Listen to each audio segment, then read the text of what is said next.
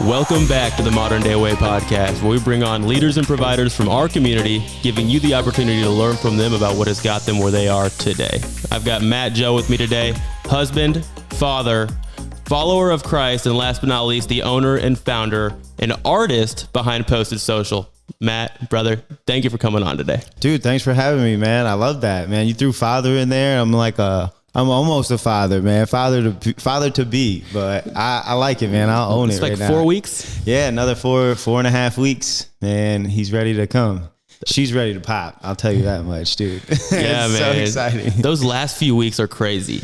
Dude, you know what I'm realizing? Like, the closer it gets, the less sleep I'm getting, because sleeping next to a very pregnant woman is a challenge I never thought I would have to deal with. It's like sleeping with, like, I don't know, I don't want to be offensive, but it's not easy, She's like, we only got a queen size bed, we're decent sized people, man. It's tough. It's tough, man. It's tough, but it's cool, man. I can't wait for him to come. Man, you got to get a king size bed. I know everyone keeps telling me that, but like, hey, while we're in this house hacking stage, I can't guarantee that I'm going to have enough room in each of the units that I live in for the next couple years to have a king size bed. And if I buy one and then I have to downsize, I'm going to be very upset, because they're not cheap, man. Mattresses aren't cheap. I don't know if, you bought one lately, but well, I actually got a hookup for you. I'll introduce you. So I got a hookup on the mattresses. But I mean, hey, we're in queen size while we're still living in apartments. You know what I mean? But eventually we'll upgrade eventually. Yeah,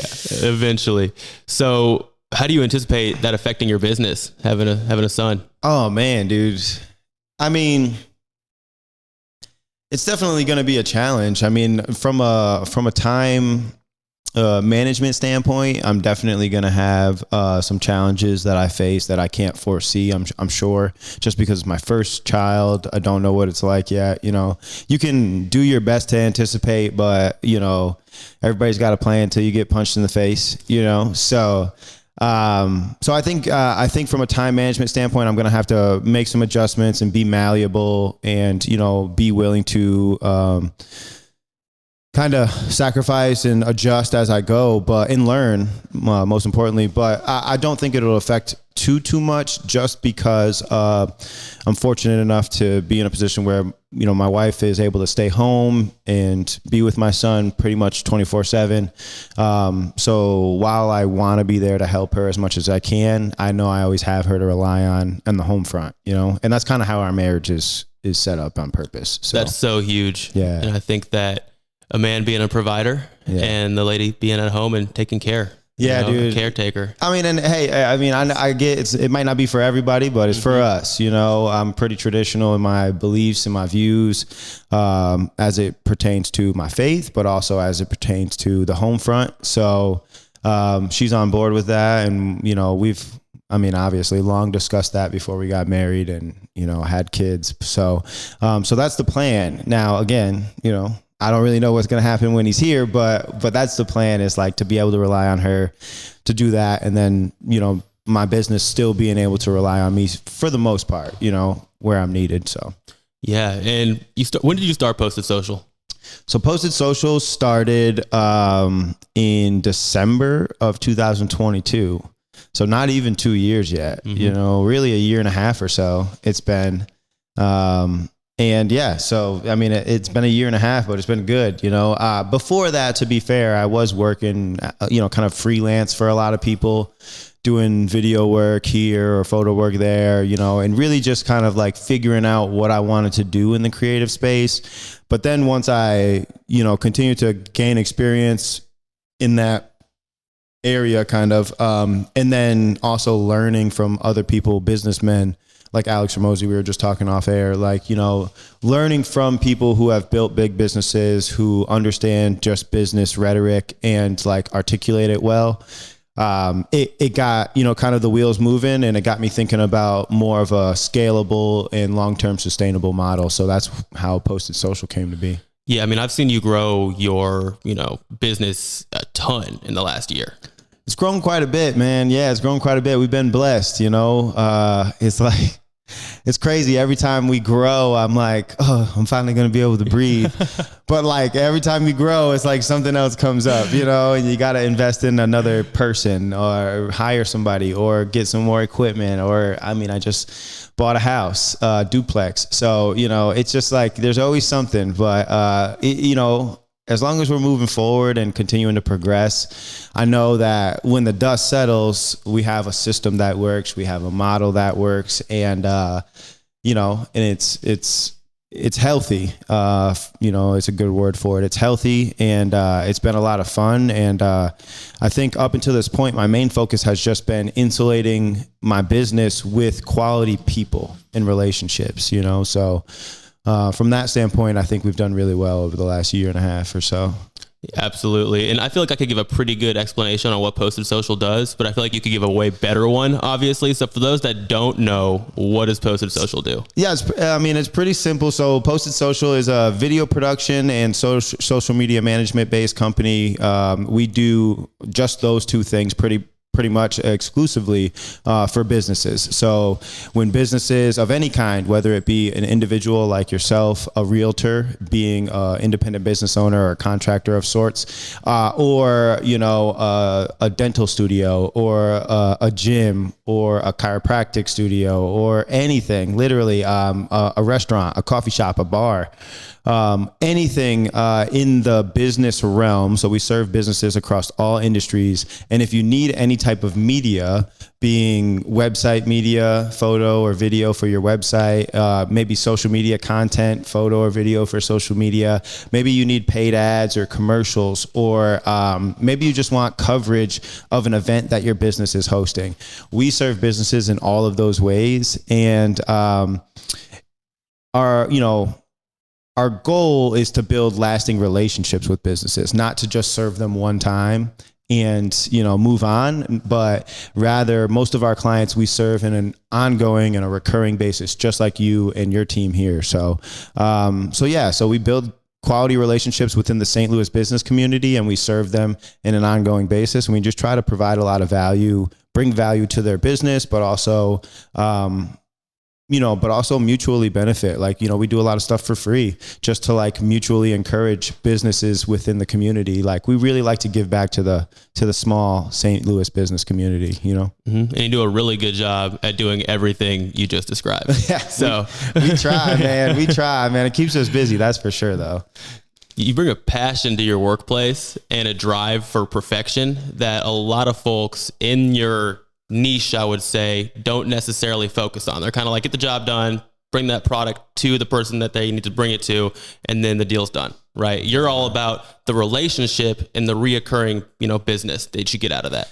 Well, yeah, like, I mean, in my opinion, like, it's like what comes first, the chicken or the egg? Like those two things feed each other. Like if obviously I'm aware of a lot of creative types, businesses in St. Louis, and you know, I think a lot of them do a really great job, but I also think like when your model is just to go from job to job to job to job, and you know, it's not necessarily your mindset going into serving someone isn't how do I serve this person as best as possible for as long as possible, but it's just, hey, how do I get this job done so that I can go work on my next job?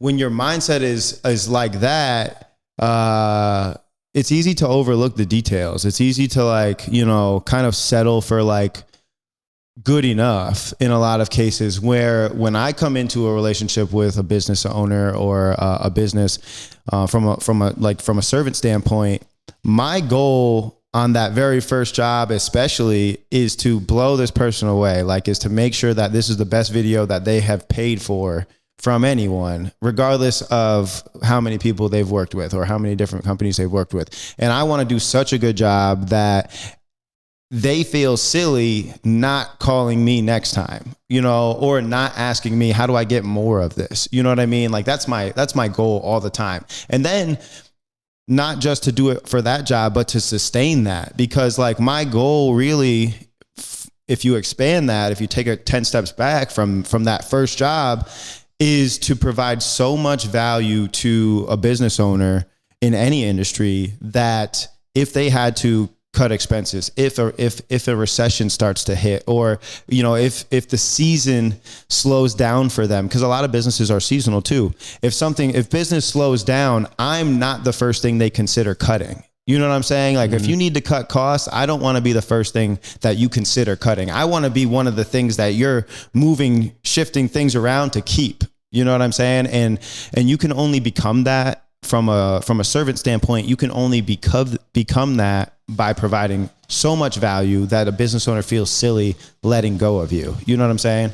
And I feel like you said something there that I really register with, that a lot of folks kind of overlook, and it's the servant aspect, right? You provide a service, right? But not only that, you serve that person. Yeah. And that's something for me in my business that I've always harped on, and it's one of my number one core values is service. How can I bring the best service to keep you coming back? Yeah. Right. Yeah. And that really just comes from bringing value over and over again. Yeah. Bringing value. It also comes from just caring. You know what I mean? Like, just caring about, if you own a, dental practice or gym or whatever, like I need to care not only about you and your business and the health of it and how I'm contributing to it, but also caring about your goals within it. Like, am I invested to the point where I'm helping you brainstorm on how we reach your goals? You know what I mean? And how your business takes the next step forward. Because when that happens, inevitably you bring me with you. You know what I mean? And it's not a selfish thing. Like, the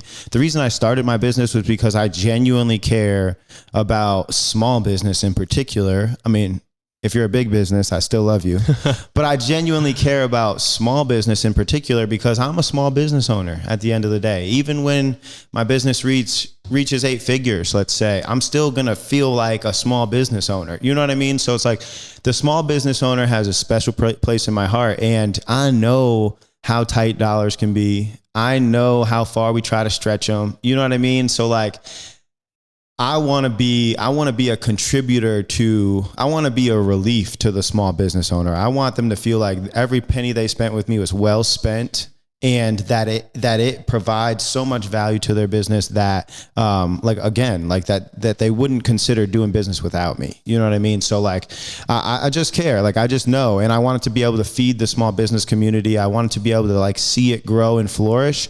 And like, I understand too that, my contribution to that growth will directly feed back into my own business and help it grow. You know what I mean? So it's like, one can't exist without the other. Without a healthy small business community here in St. Louis, I have no customers. You know what I mean? So like, that's the way it's got to go.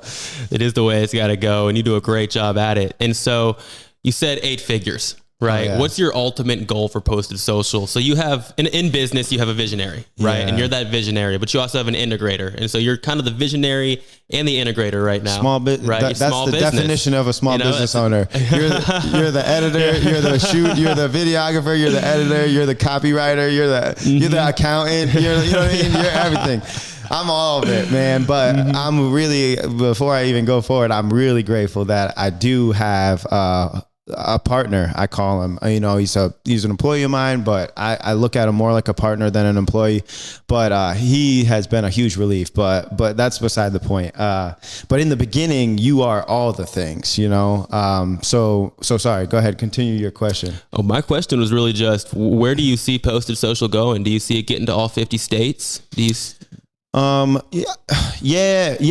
So like, it's less about geographical growth, which I think is inevitable, but more about scaling our model. And wherever that takes us, cool. But like, I just focus on the things that we can control, and then the process, like the systems, and then trusting the process. I'm big on like, I think that the model in my head is what Alex Hormozi would call a a great business vehicle, and by that I mean it's just something that's infinitely scalable. Like there's no cap really to the market that I serve, which is essentially just businesses. It's not just restricted to St. Louis. Eventually we'll move to maybe serving people in Kansas City and then Chicago and then maybe Nashville. So we're around. But the geographical goals are not something that I really think about. I think about scaling what we do to larger businesses that have more marketing capital available to spend, and then being able to serve them in more and better ways than we currently do. Like as we grow, I plan on adding a few services. I am a big fan of just keeping your main thing the main thing. So social media management and just media-based marketing, let's call it, is my ultimate goal, is to just be a full service marketing agency. And for me, I had to start with what I knew how to do. So what I know how to do is market a business on social media. What I know how to do is make videos that are captivating and attention grabbing and valuable to the client. What I know how to do is take nice pictures, right? So I started with what I knew, and then from there I just continued to learn. And then I don't plan on being the best at everything that my business has to offer, but I do plan on having someone who is. I start with what I know. What I know how to do is build quality relationships and invest in people who, I see potential in. So Blake is my partner and my editor and one of my videographers. He is so valuable to my business, but immediately after starting to work with him on a freelance basis, I identified in him the potential to really contribute in a major way to my business. So I added him to my team on a full-time basis, and now he's a full-time employee. Now he's my partner. The same thing will go for when I think about the big picture for Posted Social. It will be full service marketing agency where a business can come. We will manage your socials. We could run your ads, manage your Meta platform ads. We could also provide you with branding, logo design, web design, all of the things that go into the marketing aspect of a business, which involves your website, your ad running, and your social medias, right? We should be able to cover all of those bases for the businesses that we serve. Now, we can't right this second, right? I don't have an in-house web designer. I don't have an in-house graphic designer. I don't have an in-house ad running team, like a campaign manager, right? But I do, at this point, have people that I work with very closely in all of those areas that I refer all of my clients to. So at this point, I can provide that value, but it's not in-house. Long term, I plan on having an agency that has all of that under the same roof, so that when you come to me, you don't have to pay a web design company and someone to run your ads over here and me to create the ads and all this other stuff. No. My plan is to have it all in-house so that the media department can create the ads, right? The ad guy can run the ads, and he can funnel all your leads to the website landing page, which the web department created. You know what I mean? And then all your logos, all your branding, your typography, your color palette, your brand language, your brand identity is all created in-house, so that in creation and in the ad running and in targeting your audience and in the landing page, it's all seamless and it's all integrated, and it's all streamlined really from inception to lead conversion. You know what I mean? So that's the ultimate goal, is to have an agency that serves businesses in a full service sense, like in a just all around, right? From start to finish, from inception of content creation to lead conversion to the sale, right? If we can serve you from the start to the finish line, I think that is an infinitely scalable vehicle.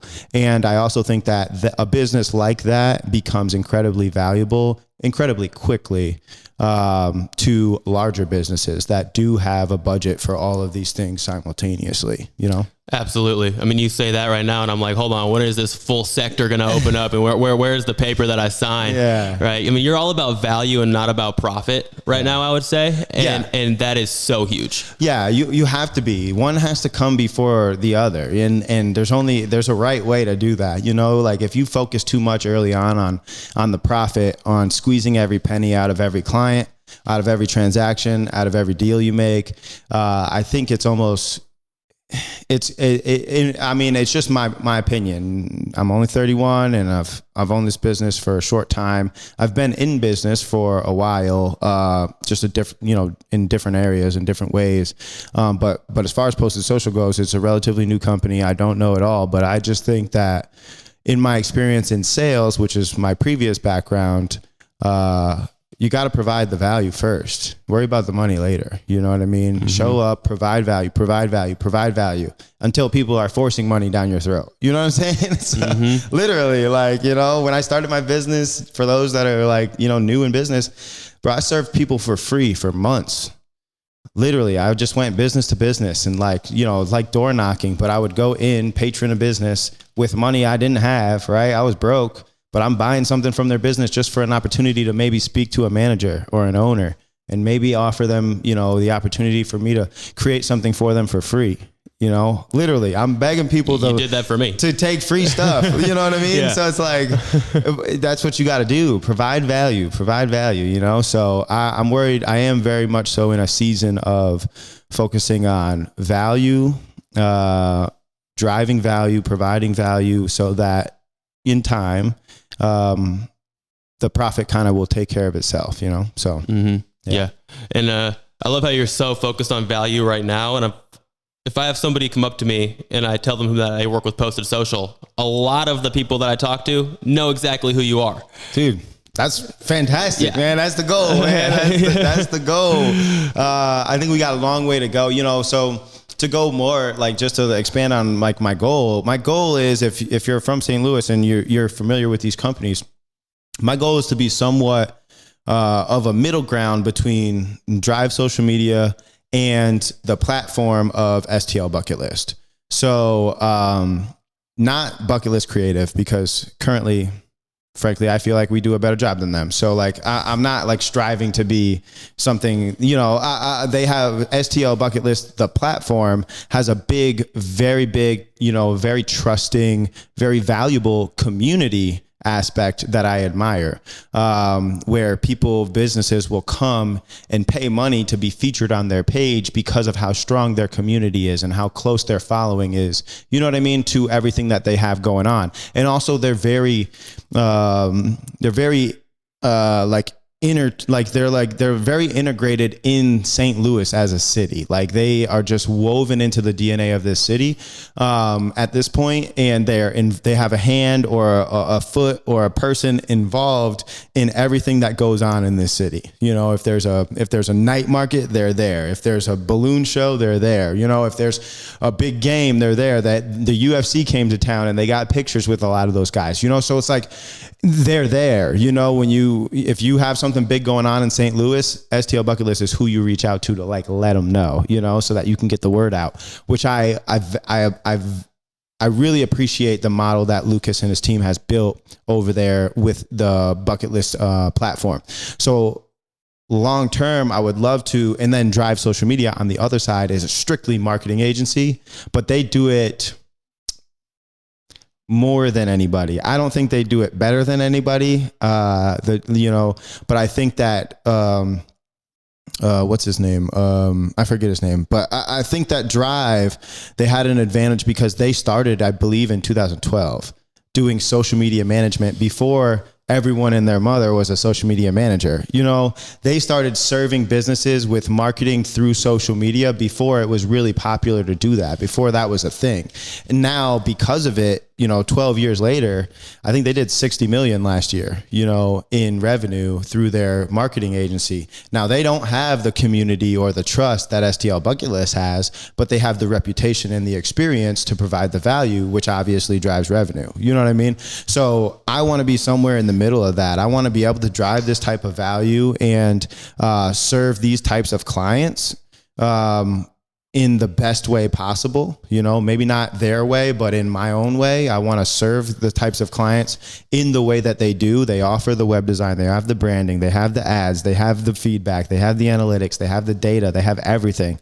I want to be able to serve clients with these types of tools and in these types of ways, while also having the trust of the St. Louis community on the streets, so to speak, right? On the person-to-person level, I want to be able to have the trust of the community so that I can have a platform that does both. It can market and help out the small businesses by shouting them out and like letting the city know what's going on. Hey, we have a new coffee shop opened over here in Tower Grove, go check it out. I want to be able to help the small guys out like the way that STL Bucket List does, but I also want to be able to serve from small to large and everywhere in between, businesses of all sizes from a full service marketing standpoint, and Drive, they just opened an office in Miami. So it's like, yes, are the 50 states involved? Are they a goal eventually? Sure, but they're not the goal. I think that if you can do this well enough in the Midwest and in St. Louis, eventually you have no,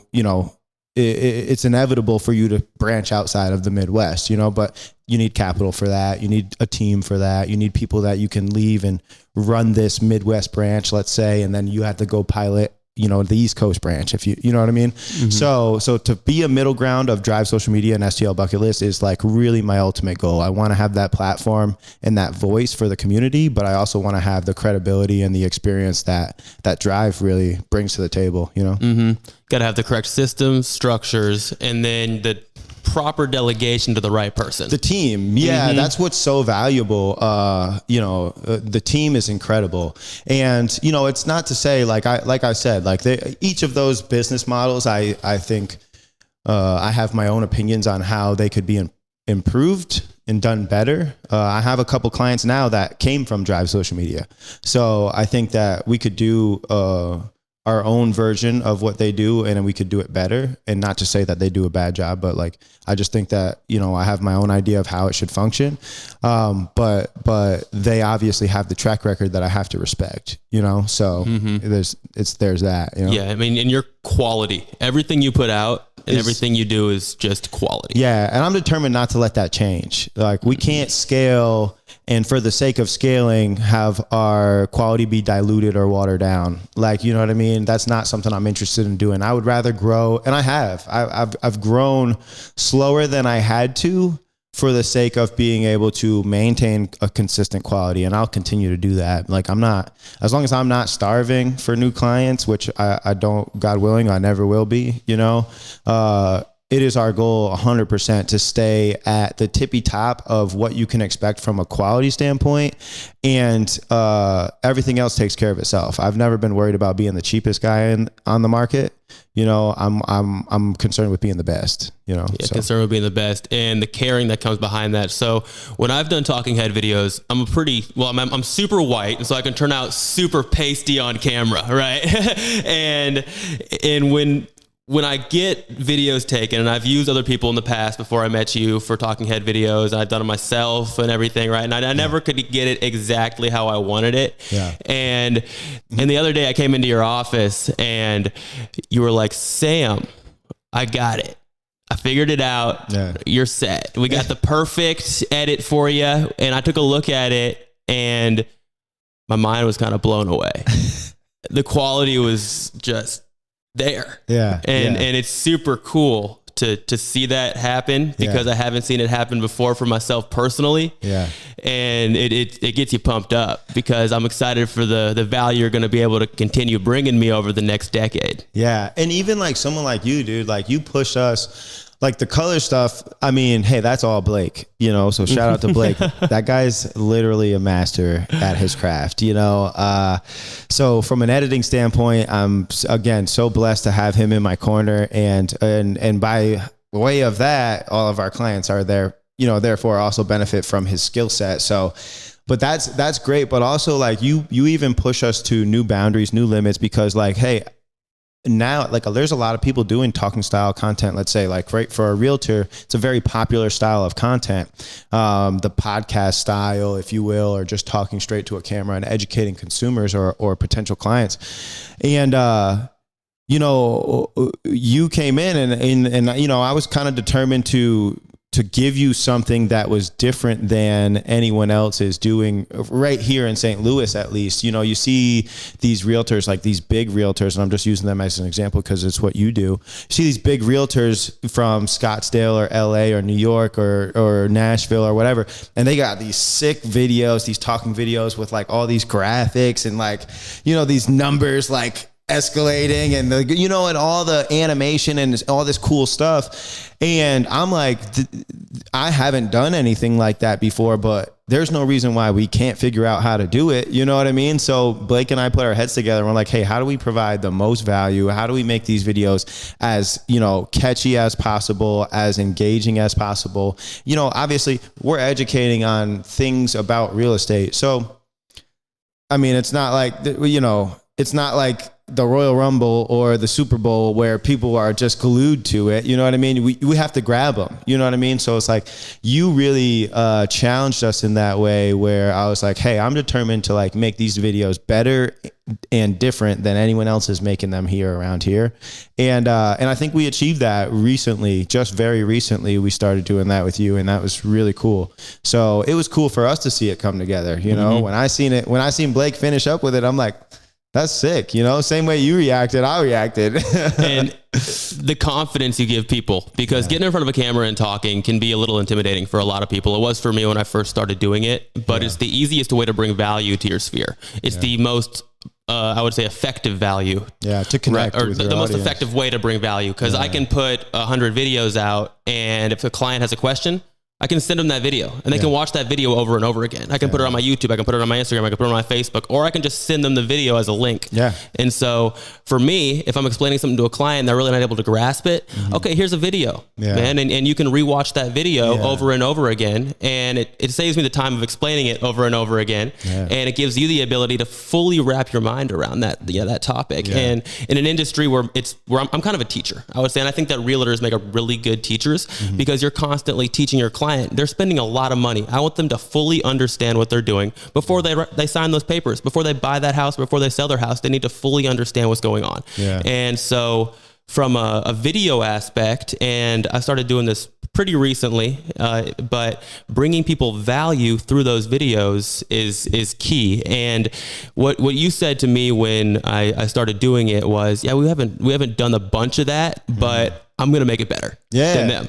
Yeah, dude. I mean, I was committed to doing it, you know? And I mean, also too, like, you got to understand, like, you guys come to me for value, and it's not just, you know, you guys, I mean, all business owners, but you realtors in particular, you guys come to me for value that you either, just want to start with or haven't been able to find, you know what I'm saying? So it's like, you know, in my mind as a business owner, where I'm trying to position myself in my market is I don't even want it to be close. Like, if you can go to someone else and pay less money for like something that's almost as good, then I don't want that to be the case. I want my stuff to be, like I said in the beginning, so good that you're willing to pay a little bit more for it, but also you can't get it anywhere else. You know what I mean? And that's the goal. So when you came to me, like, dude, I was determined. I'm like, hey, like, we're going to make this better than anyone else. And like, you know, and I'm sure in a month or 2 months or 3 months, we'll have to get even better because we'll have to continue to evolve in that area, because I do see that over the last year and a half or so, we have become kind of like this trend-setting business in the video, you know, development space, where we'll start doing something for a client, and then all of a sudden I see a bunch of other creators in St. Louis kind of doing something similar for their clients, and I'm like, dang, so we got to continue to like climb and get better, because I don't want it to be close. I want us to be the best. And I very much so respect a lot of the video creators in St. Louis. So I'm saying this from a place of humility, but also like, this is very real, like very realistically, my goal is to be the best and not even close to second place, you know, when it comes to video production. Like, I want it to be no question who produces the finest and most valuable videos, you know, and that's with respect to my peers, obviously, you know, and that doesn't even mean that I'm currently the best. I just that's my goal, is to be the best. You know what I'm saying? And I don't even want it to be close. So whether that means I have to catch up and pass a couple of people, or whether it means I need to create more space from the people who I'm currently ahead of, no matter what, the goal is the same. I need to continue to strive to be better and move forward. And that's just not me. My team feels the same way. Blake feels the same way. You know what I mean? Mm-hmm. So yeah, dude, it was a cool challenge working with you on those. And still, that was our first session. So we got a lot more to, we're about to rock them out. Yeah, for sure. Knock them out, rock them out, Yeah, hell yeah, man. And so we've talked a lot about Posted Social, which is going to blow up over the next few years. It's already starting to. And I want to get into a little bit more about what makes you who you are, because that's the operation behind Posted Social. Yeah. But it's also just cool to learn about, a young business owner who's driving, who's starting. And one thing that I love about you is that you're so active in your faith, and that you're so, outspoken about it. Yeah. And we need more strong Christian men like that, who are able to be held accountable, are able to function, with conviction. And so when it comes to you and your faith, I mean, you know the Bible better than most men that I know, and more than most anybody that I know. Yeah. Where would you say that your faith affects your business, your personal life, and I mean, everything? I mean, my faith is the driver of everything I do. It doesn't just affect it. My faith is the tip of the spear, so to speak, in my life. And, and I have a lot to learn, with respect to my faith. I have a lot of growth to do. I'm still very broken. The reason I'm so outspoken about my faith is not, as a way to, prop myself up. It is very much so what you just said. It is very much so for personal accountability. So I heard, who was it?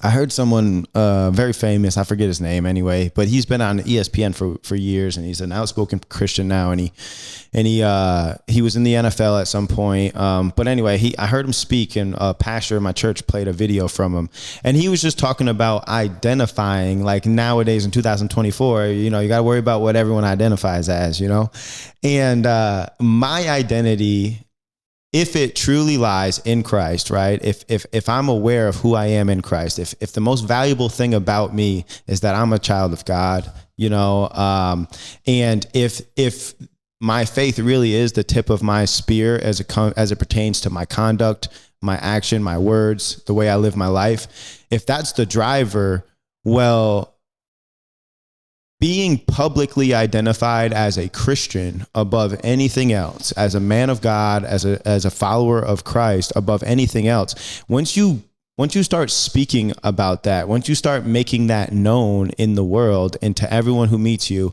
if you give them a little bit of a piece of your faith, if you let them know on social media, if every day you show up and you thank God publicly, or you profess your faith publicly, well, it becomes very difficult for you to live contrary to what you should be living. You know what I mean? If I identified as a Christian, and then every weekend I was at the bar, and I have my wife at home, and I'm at the bar with my guys, and I'm hanging out and flirting with girls, or if I'm going to the strip club and hanging out there, or if I'm, or if I'm doing shady business, if I'm not keeping my word, if I'm, kind of messing people around, or getting over on people from financial standpoint, if I'm doing all these underhanded things, that's very contrary to how a Christ-like follower or a Christ follower should be living. That's very contrary to what this Bible that I read every day says I should be living. So if that was the case, there's no either or. I would look silly. I would be a clown at that point. You know what I mean? If I'm saying I'm a Christian and I'm acting like a heathen or a pagan or a non-believer or an atheist or, somebody else, if I'm saying I'm a Christian and I'm acting like this, well, then in the Bible it says, just as it is written, it says that God's name will be blasphemed because of me, or because of people like that, right? And I don't ever want God's name to be run through the mud, or somebody to blaspheme God's name, or somebody to be like, yeah, like Christian, like, you know, I don't ever want somebody to look at me sideways because I profess my faith as a Christian, but I'm living just like everybody who just lives in the world, like who doesn't have faith. Like if you don't know Christ, you don't have an excuse for your behavior, because we're just all broken. You know, sin is in our nature. So if you have never met Christ, if you've never heard the good news, if you haven't heard the gospel, if you don't have a relationship with God, if you've never read the Bible, if you don't really know the truth about who you are and whose you are, well, then you have an excuse for the behaviors that you might, have sometimes that that are contrary to what God has called you to live. But as someone who does know the Bible, who's someone who does regularly pray and have an active prayer life, have spent quiet time with God, as someone who's had a relationship with Christ for 12 years and counting, and who publicly identifies as a Christ follower, well, I have no excuse for those types of behaviors. So like, it's for personal accountability that I do identify that way. It's for personal accountability that I do, put my Bible up every day, that I do profess my faith so publicly, because it holds me accountable. If I didn't do that, I could be vegging out on the couch. I could be, doing just enough to get by at work. I could be letting my body go to waste. I could be letting my relationships kind of fall by the wayside. I could be doing all those things. And if my faith was only in my mind and not out my mouth, well, then nobody could be like, I thought you said you were a Christian. Nobody could do that, but as it is, I have brothers like you who know and who are also Christians. I have brothers that come to my Bible study. I have brothers that mentor me in faith, that are older than me, that know that I publicly profess this faith. I publicly identify with Christ, that would be like, hey, that's not how we're supposed to be living. You know what I mean? I would hope so. Like, these brothers care about me enough to be like, what do you mean you did what? That's not in accordance with how you say you want to live your life, So it's for the accountability that I publicly profess. And then also too, I think that God is being mocked in the world that we live in, man. A lot of times, man, so many people are mocking God today. And I don't think that, I know that God does not take that lightly. And I would like to be as great an ambassador for Christ. I would be as faithful a steward of the blessings God has given me, as noble a warrior for God's army as I can be, so that on the day of judgment for me, whenever that may be, I hear, well done, my faithful servant. You know what I mean? So like, that's the most serious commission. I take that job more seriously than anything else, is being a good steward of the blessings God has given me, Mm-hmm. And it's because of his grace, Not only does that affect your life, it affects everything around you, and every person that gets to be, around you. And it's a beautiful thing to unfold in your business as well, because you get to you're a good steward, right? And I feel like if you can, how would you define steward? So to be a good steward means, to me, and this is the single thought I probably have the most about myself, is how are you be a faithful steward. I say that to myself all the time. Be a faithful steward. So in doing that, like, what I mean is, if you go all the way back to like how I became a Christian, is like, I was very broken, in the Bible, Paul says, I was shown mercy so that in me, the worst of sinners, Christ Jesus might display his immense patience as an example for those who would believe in him and receive eternal life. And I identify with that with that scripture, because that was me, the worst of sinners. I was the worst. I was the most far off. I was separated from God. I was an addict. I was a drug dealer. I was, a blasphemer. I was a swindler, a slanderer, a thief. I was promiscuous. I did all the things. I indulged in the world more than most, and I ended up in prison because of it. And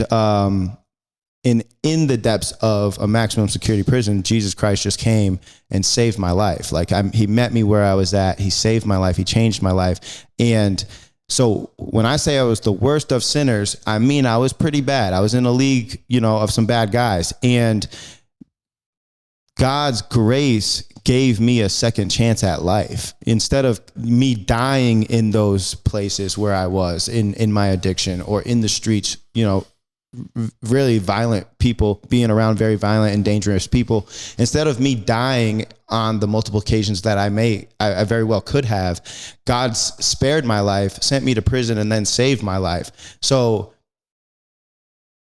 the first thing that I'm stewarding is this second chance at life. But then beyond that, God blessed me with this intellect, with a sales ability, with the ability to connect with people, with the ability to read a room, with the ability to care genuinely about people, with a heart towards service. He blessed me with a wife who is humble and submissive and faithful and hardworking at home and is going to be a great mother. He blessed me with a son. He blessed me with this business opportunity. He blessed me with a great job before that where I could learn from some magnificent entrepreneurs. He blessed me every step of the way of my life since it started over when I got saved in 2012, right? Every step of the way. And even before that, before I knew God, I didn't know that he was blessing me my whole life, right? But all these blessings since my life started over are all things God has gifted me. I didn't earn those. I don't deserve those. I'm a sinner. I deserve eternal damnation. You know what I mean? But God gave me a second chance at life because he literally died on the cross for me.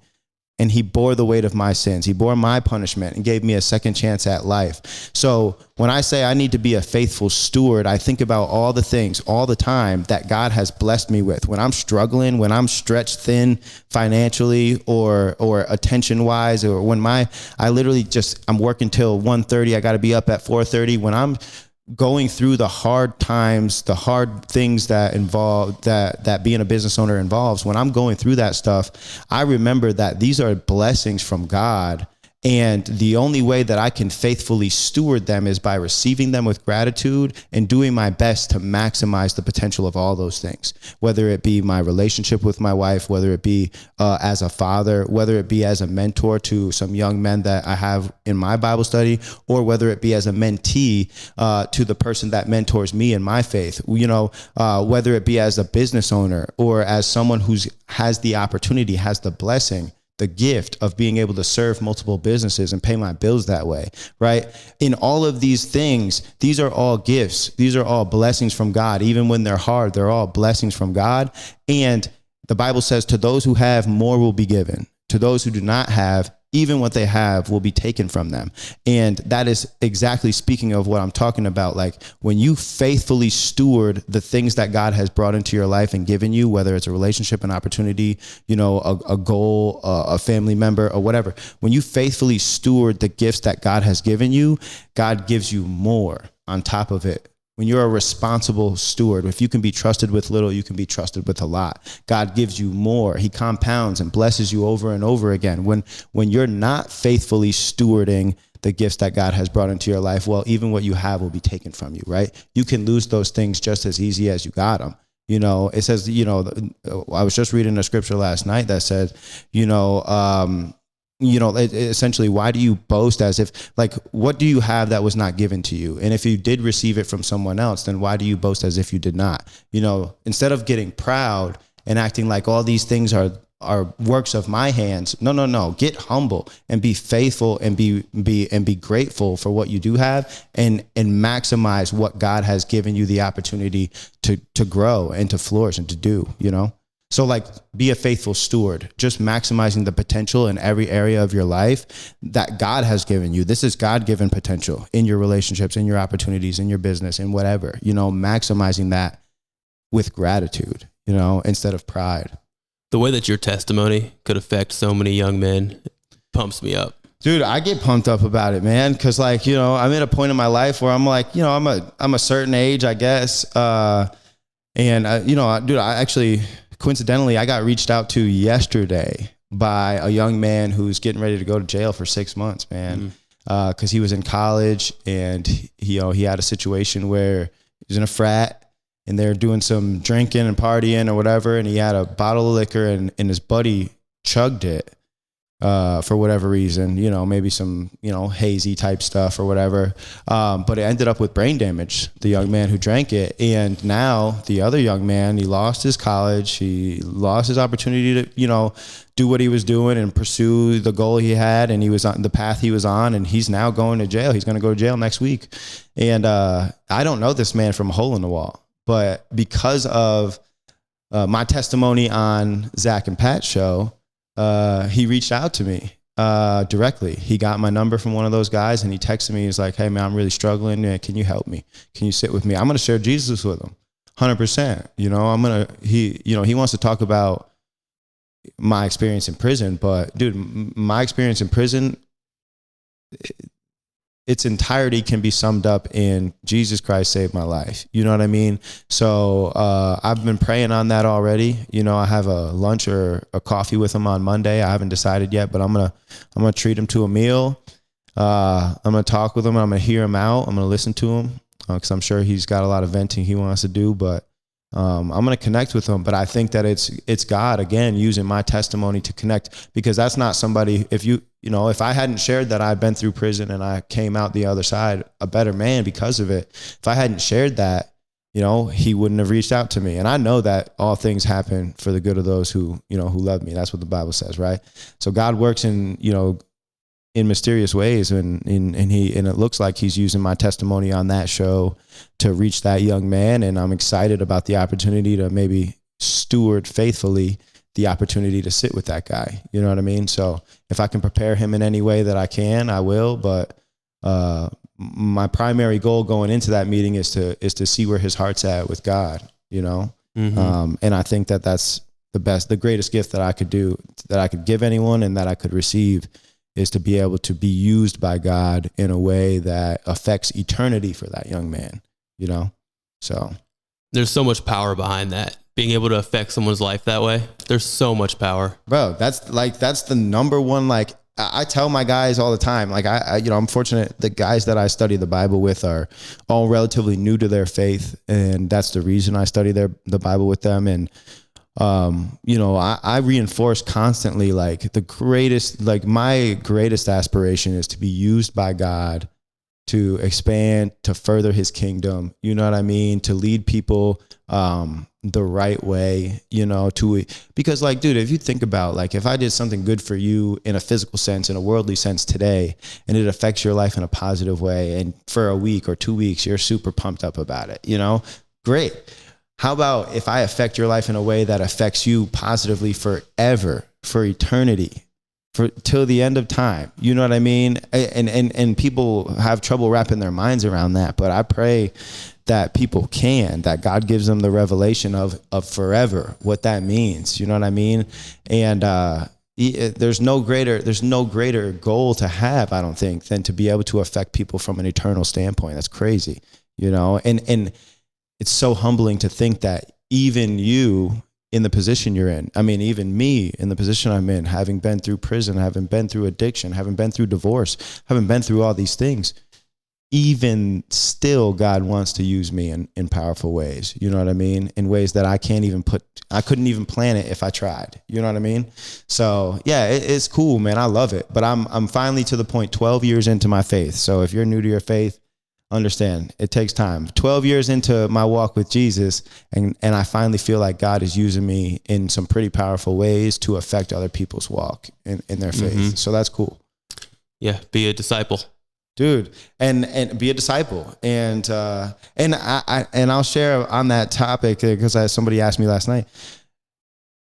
It's tough. When you're a new Christian, you want to be used by God. You want to be man, I talked to a brother the other day and he was like, man, it took me 8 years to lead somebody to God. And I was always kind of disgruntled about it, but all the while he's like, I would plant seeds all the time, but I would never get to lead anybody to Christ. And I'm like, dude, in the Bible, Paul says, the one who plants the seed is nothing, and the one who waters the seed is nothing, but only God who makes things grow, but we all have a role to play in like essentially the growth of that plant, right? If I plant the seed and you water it and then God makes that faith grow, well, each of us still get rewarded on the day. You know what I'm saying? Like we still each played a valuable role, even though if I planted the seed and it took a couple years for you to water it and then it took a couple years for God to make it grow, we don't know it, but we played a major role in that person's development of their faith. You know what I'm saying? So, you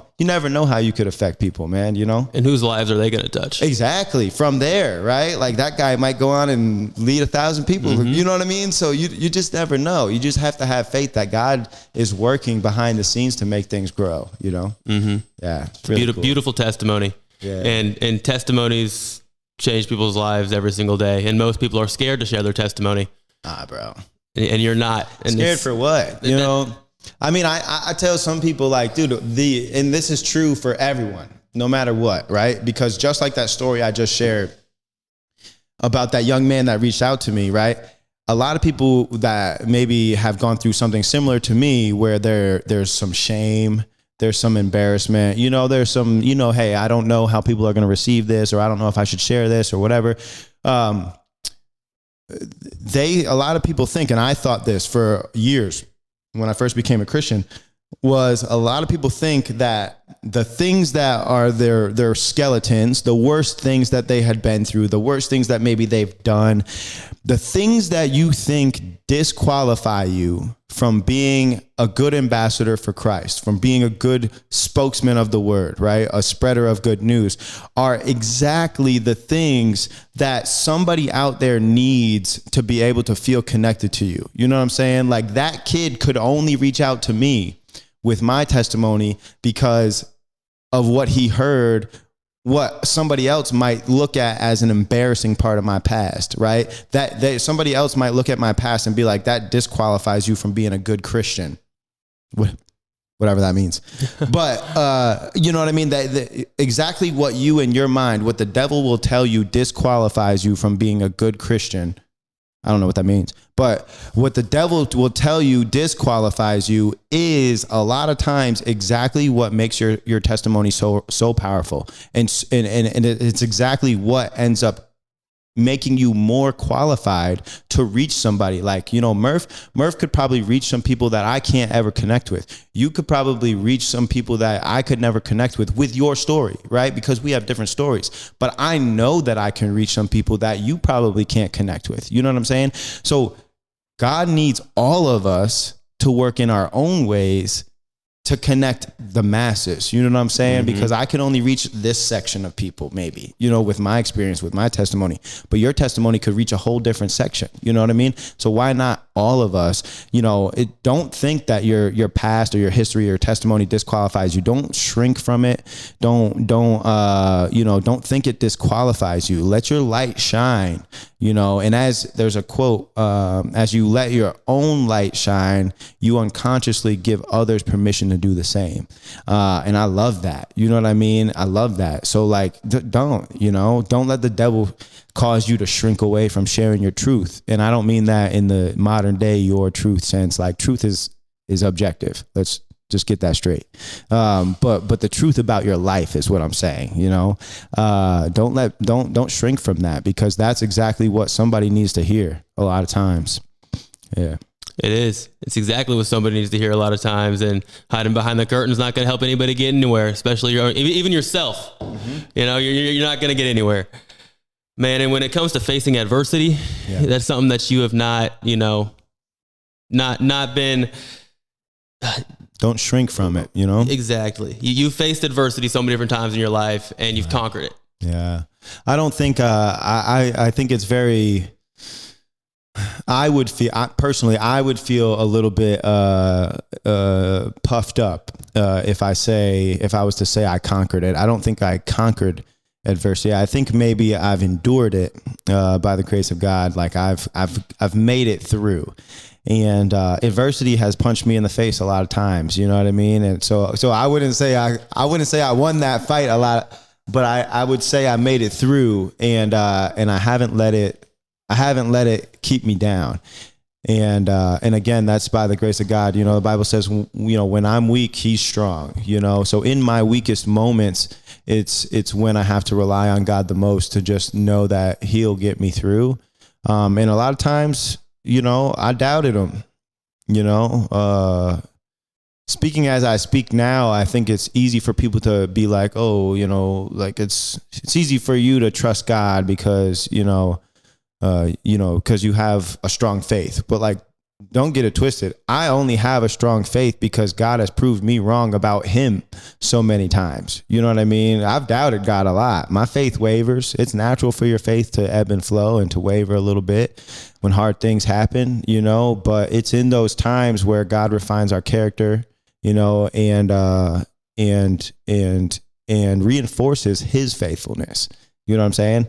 So I've endured a lot of adversity.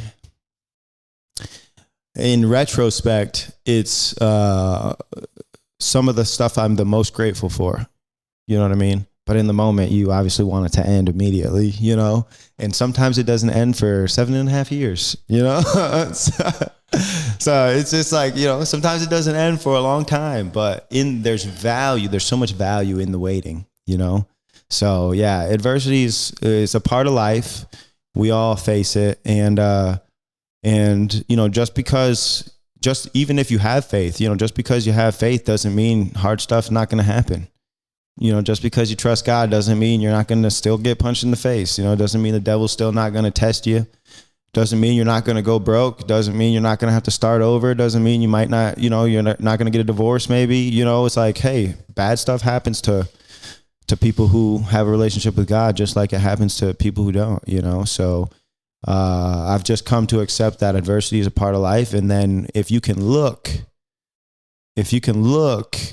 into the storm and try to find the value that you can bring from it on the other side, it helps a little bit, but I understand that's easier said than done. You know what I mean?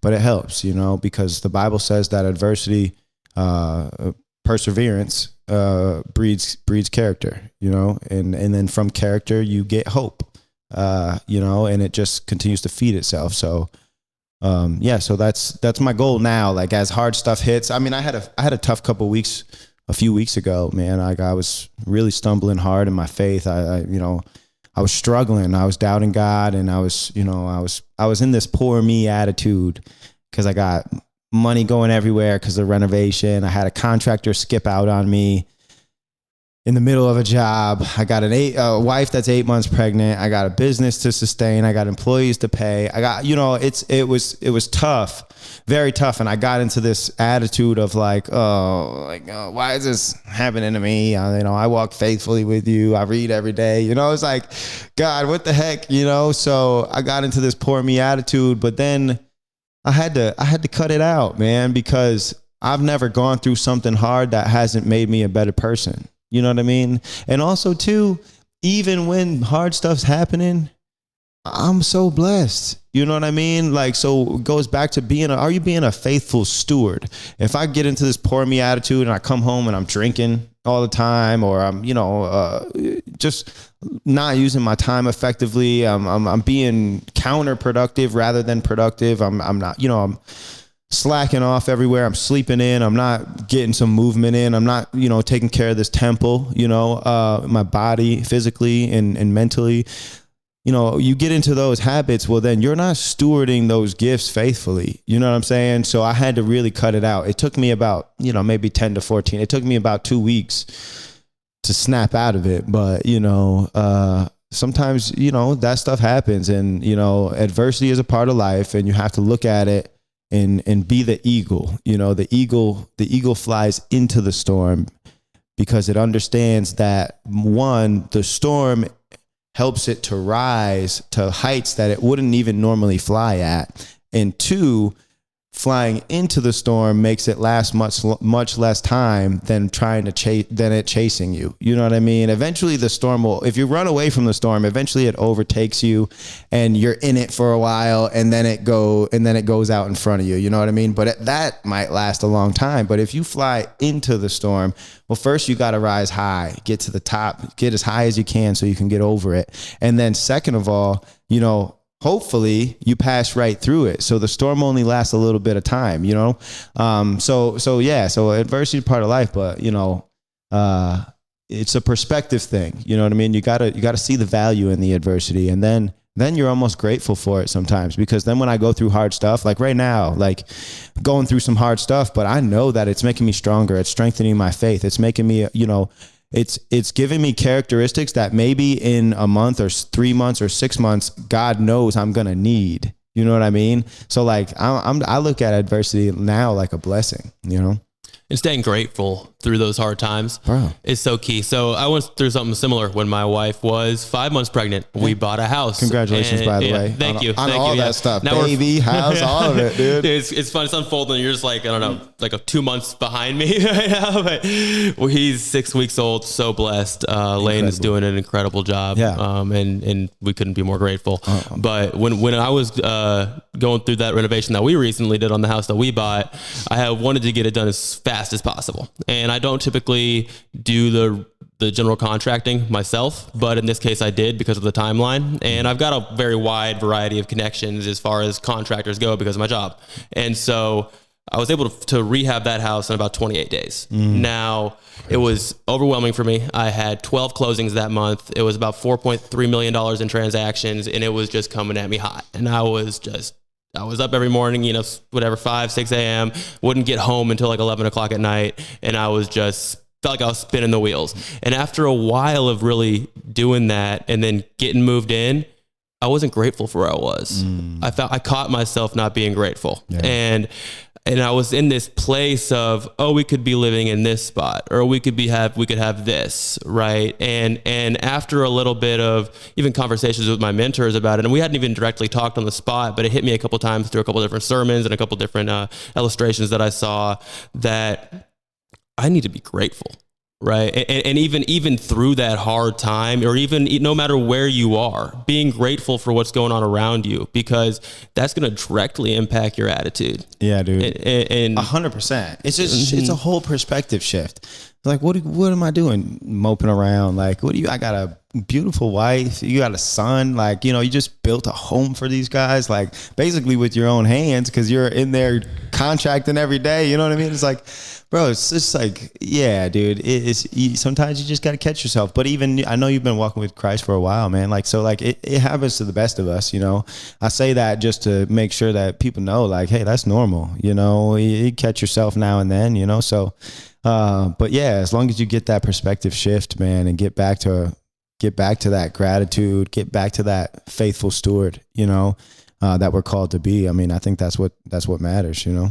Mm-hmm. Yeah, it's so key and can be overlooked, especially when you're an entrepreneur and you're always trying to level up. Yeah, it can be hard to be grateful for where you're at when you're trying to get to where you want to go.